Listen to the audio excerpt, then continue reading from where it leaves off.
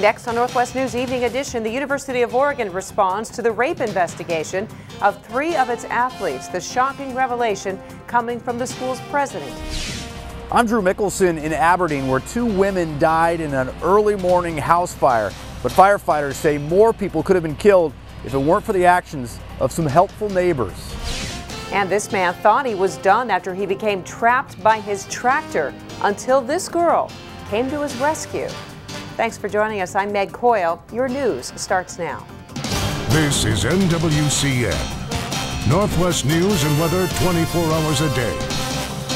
Now, Northwest News Evening Edition. Pressure is building at the University of Oregon as students demand answers to what the school plans to do with 3 basketball players accused of rape. Today, we finally heard from the university's president about the matter. He said they started to investigate until police told them to back off. News Channel 8's Kyle Laboshi with the latest. Sexual violence, assault, and harassment. In his first public comments about an alleged rape case involving Oregon basketball players, the university president said this type of behavior will not be tolerated. The 3 players, Dominic Artist, Brandon Austin, and Damian Dodson, are done. The 3 student athletes were suspended. They will not be playing basketball at Oregon again. The university says it started investigating immediately after hearing about the alleged rape, but Eugene police asked the school to back off. Detectives didn't want the university to hinder the investigation by suspending the players or benching them for March Madness, the NCAA tournament. We were instructed to make sure that we did not interfere with the police investigation. I've never, ever heard anything like this before from a university administration. It's very, very curious, and I'd be interested in hearing what the Eugene Police Department's take is on this matter. And so were we. So we headed to Eugene Police looking for answers. Did detectives really tell the university what to do? They didn't want to talk on camera. Instead, they said they'd send us a written statement. Police say detectives asked U of O to pause on their administrative reviews until after the criminal investigation was complete.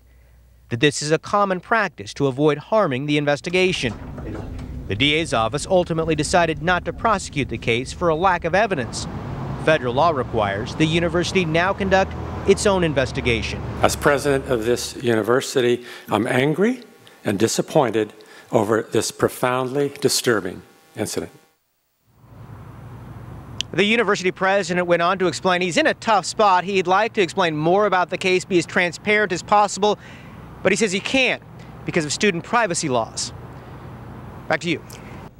Well, today was our first chance to hear from Ducks coach Dana Altman since word came out about the allegations against his players. When asked why he let Brandon Austin join the team after he had been investigated for sex abuse at another school, Altman had this to say. Well, I didn't know how serious of allegations that were placed upon the young man at the time. And at that time, Rob had talked with the police department, and we were instructed not to take any action.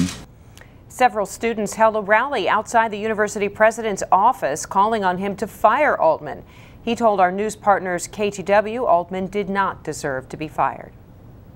At one point, the president did come out, though, and address the students outside his office to tell them that their safety was his top priority. But the crowd didn't appear satisfied with his answer. If their number 1 priority is to keep us safe, they should be keeping us safe from people who are already here and who they already know about.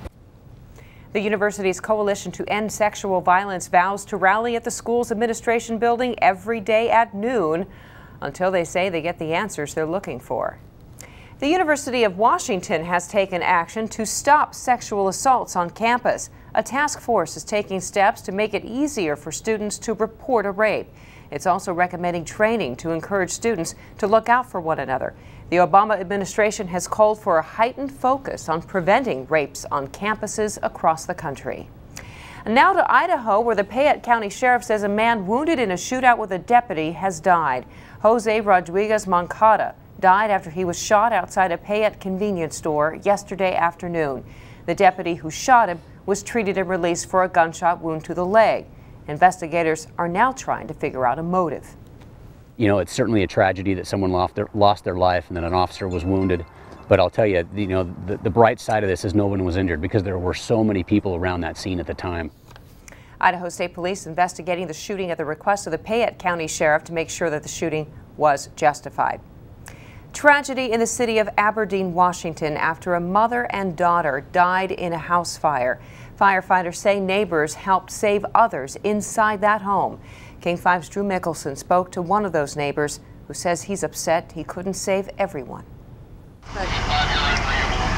You can see how intense that is. It's white hot. When neighbor Bob Neisinger saw the flames, isn't that scary? He grabbed his camera. Jeepers. That became like a blowtorch. Fire tunnel. Yeah. It was a fire tunnel right over the gable. Wow. And it was so hot, it was reigniting its own smoke. God almighty. It started around 5 a.m. and quickly spread. It's unbelievable how quickly it was. By the time it was out, firefighters found 2 women dead inside.